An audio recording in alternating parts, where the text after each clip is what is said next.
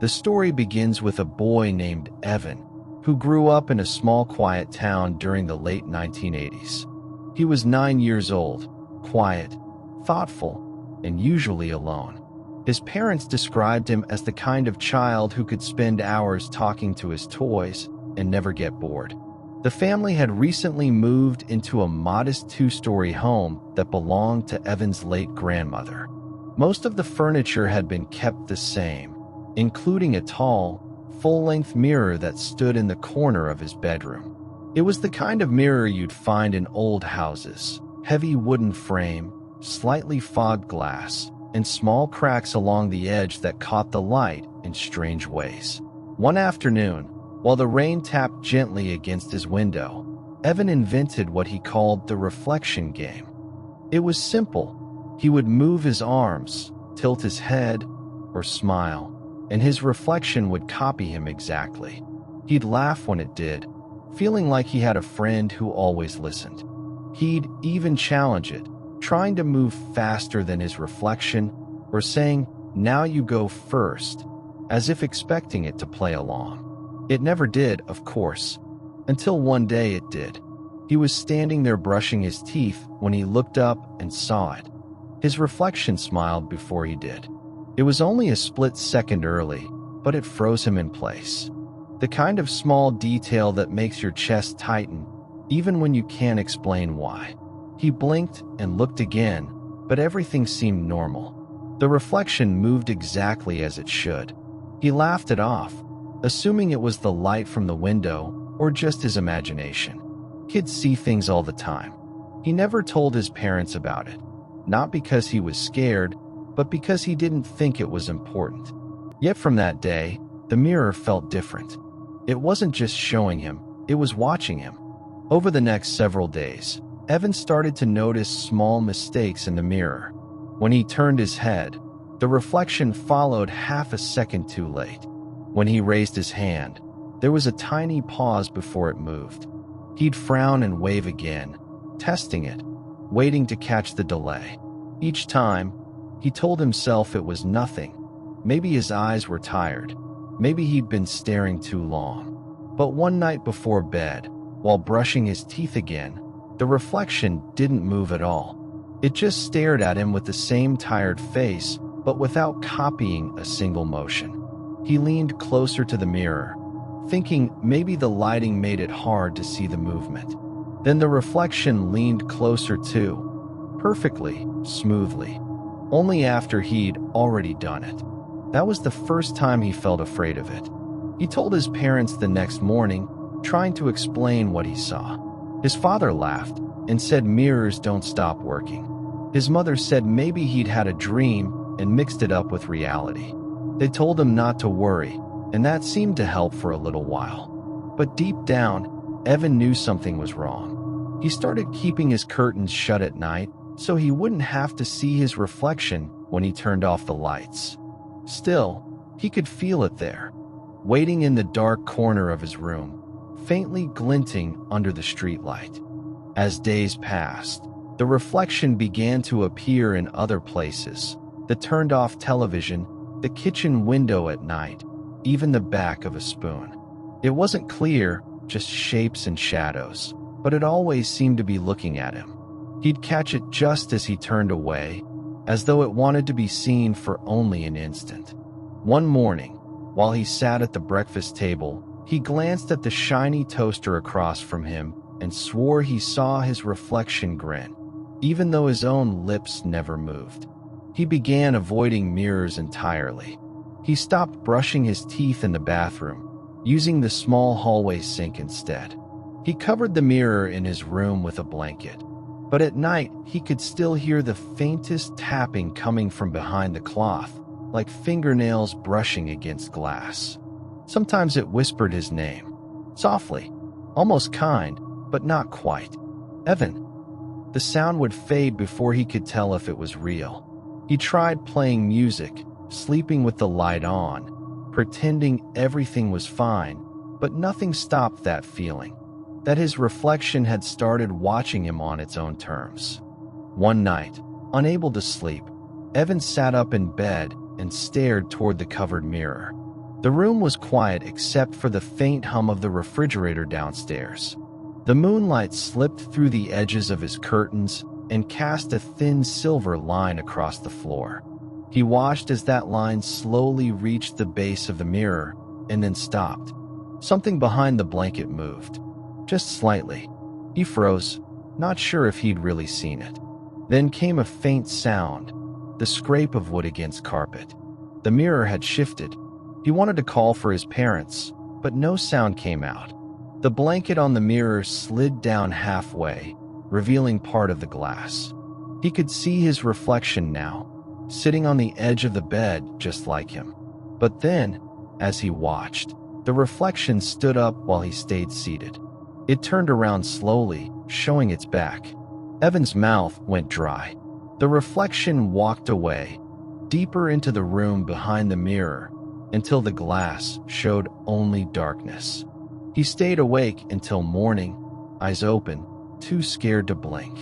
When the sun rose, he found handprints on the inside of the mirror, pressed against the glass as if something had tried to get out. The mirror was removed the next day. His parents didn't ask many questions. They assumed he had a nightmare and broke it during the night. They replaced it with a bookshelf and told him to forget about it. And for a while, he did. He grew up, moved out, started a family of his own. But that mirror never left his mind. Decades later, after his parents passed, Evan went to the storage unit where their belongings were kept. He found it standing in the back corner, covered in a dusty white sheet. For a moment, he just stood there, staring at it. Then he reached out and pulled the sheet away. The glass was cracked now, old and fogged with time. He let out a shaky breath, realizing how foolish it all felt now that he was an adult. He started to turn away when something caught his eye. There were fresh handprints on the inside of the glass, smaller than his own. He leaned closer, breath fogging the mirror. Just before he walked out, he saw it, the faint outline of a child's face forming behind the cracks. It wasn't smiling. It was watching.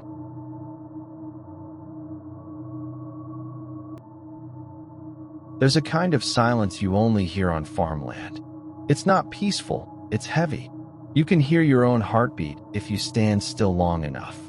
That's how I remember my summers in the 1960s, out at my uncle's farm in Pennsylvania. I must have been about 11 when I first went to stay there. The house sat miles from the nearest road, surrounded by open fields and thick woods that seemed to close in at night. My uncle was an old-fashioned man, the kind who woke before sunrise and never said much unless he had to. He lived there with my aunt, who rarely smiled but always had a Bible close by. I didn't mind the quiet. I liked helping with the animals, exploring the woods, and sitting on the porch when the fireflies came out. But there was one thing my uncle warned me about on the very first day. He pointed toward the back of the property, past the barn and the line of old oak trees. There was an old well sitting out there, covered with a sheet of tin and weighed down with rocks. He said, "Don't ever go near that well." At first, I thought he was joking. I asked him why, and he looked at me with the kind of stare that makes you stop asking questions. He said, "Something down there repeats what it hears." He didn't explain it further, and I didn't press him. That night, I could hear the wind coming through the cracks in the walls, and it carried a low hum, almost like someone humming to themselves far away. I remember lying awake, wondering if that's what he meant. A few days later, I made a friend, another farm kid named Tommy. He lived a few miles down the road, and we spent most days climbing trees or throwing rocks at fence posts. One afternoon, we wandered out past the barn, and that's when he noticed the covered well. I told him about my uncle's warning. Of course, that only made him more curious. He grinned and said, "Let's see if it really talks." I didn't want to, but I followed him anyway.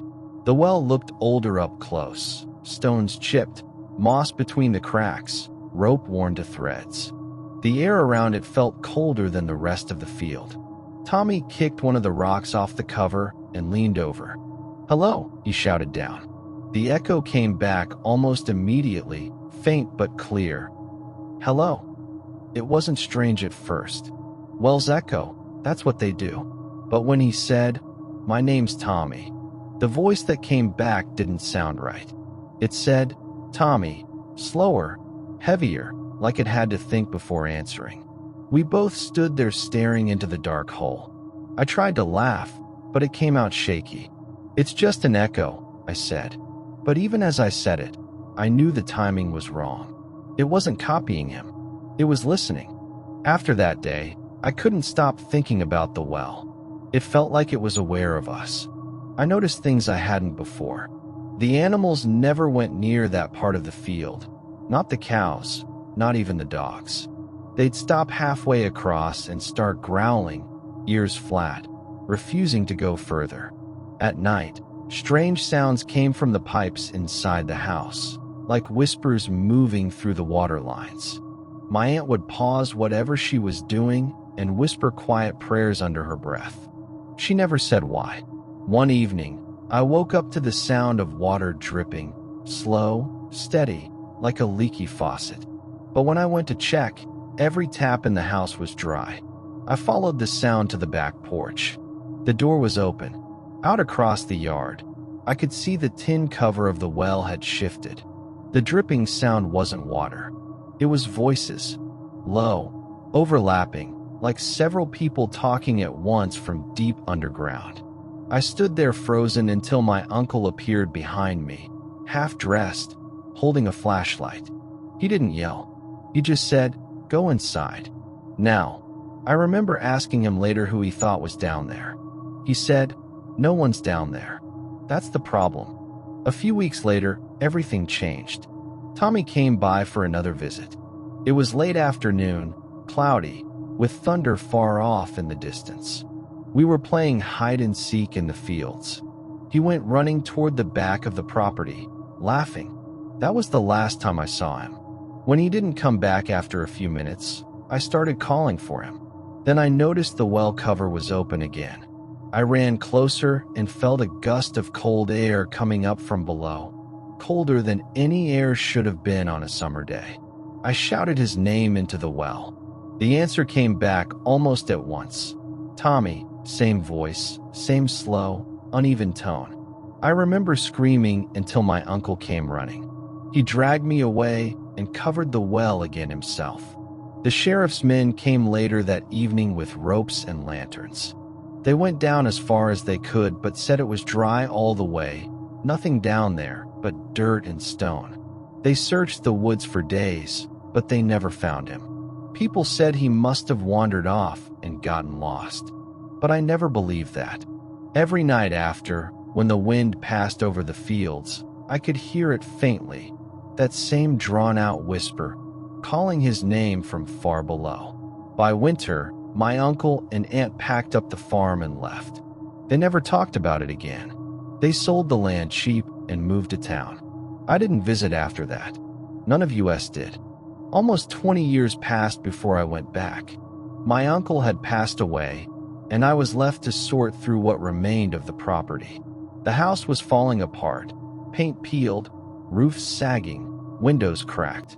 In the kitchen, I found a box of old papers and family photos. At the bottom was a folded note, yellow with age. It was written in my uncle's handwriting. It said, "If it ever speaks in your voice, run." I didn't understand it at first. I went out behind the barn, just like when I was a kid. The field was overgrown now, weeds and vines covering the ground. The old well was still there, though most of the stones had collapsed. I stood a few feet away, staring at it. It was quiet. No wind, no sound of insects, just the distant creak of the trees. Then I heard it, faint, rising from the hole. A small, breathy voice that made my stomach tighten. It said, "Don't leave me." I froze. It wasn't Tommy's voice. It was mine. The same tone, the same words I remembered shouting that day he disappeared. I could feel the air vibrating with that sound, like it was coming from inside my own chest. I dropped the flashlight and stumbled back. The voice called again, louder this time, "Don't leave me." I don't remember leaving. I just remember running until the well was out of sight. When I finally reached my car, I could still hear it, faint, echoing through the trees. It wasn't repeating anymore. It was talking. When people ask why that property was abandoned, I tell them the truth, that the land was bad, that it made people sick, that no one could keep animals alive there. I don't mention the well. Most folks don't believe in things they can't explain, and maybe that's for the best. But sometimes, late at night, when everything is quiet, I still hear that sound in my head. My own voice, whispering from somewhere far below, asking me to come back. And every time I hear it, I remember what my uncle wrote. The worst part isn't that it repeats you. It learns.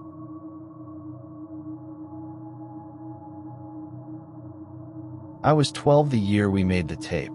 It was the summer of 2003, back when kids still played outside until the streetlights came on and thought sleepovers meant staying up all night watching movies and eating junk food. There were 4 of us, me, my friend Jason, and the twins, Ryan and Drew. We lived on the same street in a small suburban neighborhood where every house looked about the same. Jason's parents had just bought a new camcorder, one of those handheld ones that used mini VHS tapes. It was the most exciting thing we'd ever seen. He said, "Let's make a scary movie." We set up the living room like a movie set, flashlights for lighting, blankets for capes, a kitchen knife wrapped in foil for a prop. It was innocent fun, just a bunch of kids playing pretend. Jason was the director, I was the cameraman, and the twins were the monsters. We filmed for hours, laughing so hard half the footage was just shaky shots of us running and shouting nonsense. Eventually, we got tired and decided to watch what we'd filmed. Jason dimmed the lights, popped the tape into the TV, and hit play. That's when everything started to feel wrong. Not in a way we could explain, just a quiet shift none of us talked about at first. At first, it looked normal. Us pretending to chase each other through the hallway, Ryan hiding behind the couch, Drew jumping out with a blanket over his head. But about 10 minutes in, Jason froze the tape. He pointed at the screen. There, in the background of one shot, was someone standing by the doorway. Not one of us. It looked like a person, tall, thin, wearing something dark. The camera had caught them for less than a second, half hidden in shadow. We thought maybe it was Jason's older brother, but he'd been out that night. The more we rewound and watched it, the stranger it got. The figure didn't move while we were looking at the screen, but when we fast-forwarded, it shifted slightly, just a few inches closer to the camera each time. We joked about it to calm ourselves. "It's probably just bad lighting," Jason said. But I could see the way his hands shook when he pressed pause. The camcorder's tiny screen flickered every few seconds, like it was struggling to play. That's when Drew said something that made us all go quiet. He said, "I don't remember that shot. Who filmed it?" We all looked at each other. None of us had. We didn't finish the movie that night.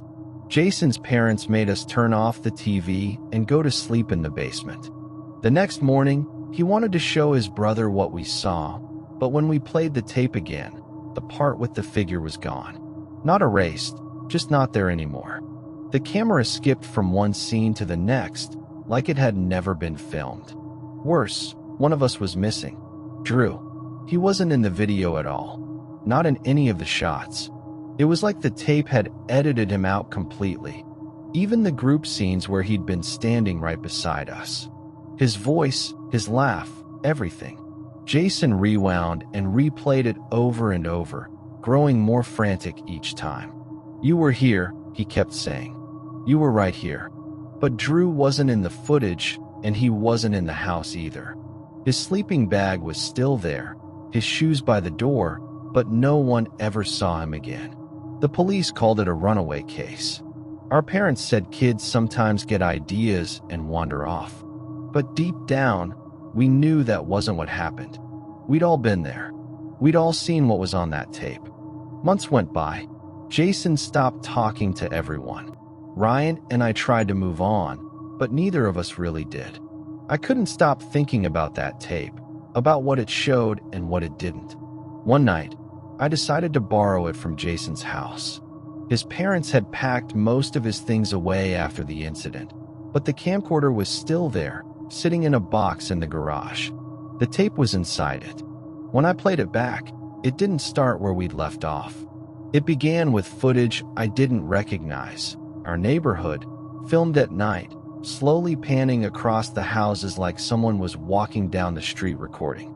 Then the camera stopped on my house. I heard breathing, then static. The timestamp on the screen showed a date after the police had taken their statements. It wasn't possible. Every night after that, I'd wake up and check the camcorder, and every night the tape was longer. New scenes appeared. Empty rooms, hallways, sometimes just my own face, sleeping. I stopped turning on the playback, but I could hear it clicking from my closet at night, as if something was still recording. I told my mom it was broken, but she just told me to throw it away. I did. I left it in the dumpster behind the grocery store. When I came home that night, it was sitting on my porch. The last time I watched the tape was years later, just before I left for college. I wanted to convince myself it was all childhood imagination, that grief and fear had made it worse than it was. But when I pressed play, it didn't show any of us anymore. It showed a room, my room, as it looked right then. Same furniture, same posters, same bed. The camera was sitting somewhere near the ceiling, pointed straight down. I could see myself walk in, sit at my desk, and look up, confused. I watched the version of me on the screen turn toward the lens, as if sensing it. Then the camera began to tilt. Slowly, down toward the floor. The last thing it showed was my face, staring straight into it, even though I was sitting right there watching. Then, a whisper, so faint I barely caught it. Keep watching. The screen went black. I didn't move for a long time. When I finally looked away, the camera light on the camcorder was still on, glowing red. Recording. The police eventually took the tape after I turned it in, but they returned it a few months later with a label across the front that said defective and no playback. I tried once more just to see for myself, but the tape wouldn't load. The machine spat it back out every time. I put it away and tried to forget. That was 20 years ago. Last month, a package showed up at my door with no return address. Inside was an old VHS tape. The label was handwritten in black marker, the same messy writing I had as a kid. It said, "Next sleepover." I haven't watched it, but sometimes, late at night, when the house is quiet, I swear I hear the faint click of a camcorder starting to record.